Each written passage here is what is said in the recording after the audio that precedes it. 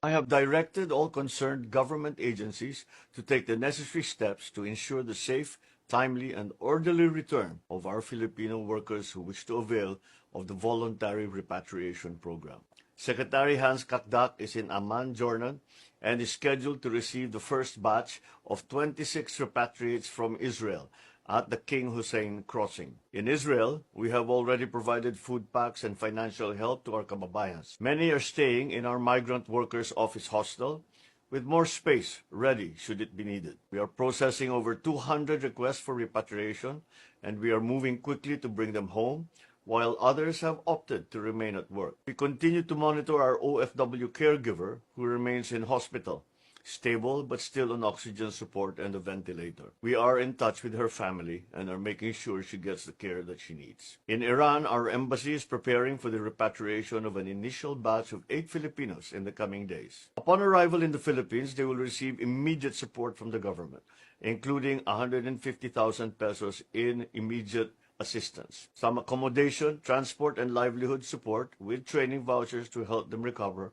and to start again. And for those who choose to stay home for good, we will be there to help with skills training, job matching, startup capital, and support to begin a small business or find new opportunities. I urge our fellow Filipinos to coordinate with our embassies in Tel Aviv and in Tehran. Please follow their guidance, inform them of your situation, and do not hesitate to ask for assistance. Your government continues to act and is ready to serve to protect your safety and well-being. Nothing is more important than the safety of every Filipino.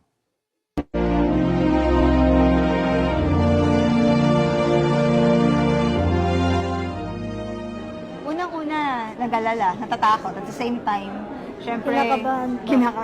kinakabahan. So, yun po, alagang sobrang pag-aalala. So, okay naman, nung time na na na-contact namin siya after 12 hours. So, kahit paano na relief po yung pag-aalala po namin. Syempre, sinasabi nila, minsan, okay lang kami dito, ganyan. Pero as a family, na mga nandito sa Pilipinas, syempre, di ba? Hindi naman sa medyo exaggerated tayo pero hindi mo maiiwasan. Thankful kasi sa gitna nung kaguluhan, is may mga ganitong serbisyong ginagawa yung government, di ba? At least natutulungan tayong yung mga Pilipino, mga OFW na talagang gusto na ring makauwi. Yan ang sagot sa grandstanding ni Robin Hood, no? Oo. Na kung ano-ano Wala daw sinasabi, plano. no? Hindi po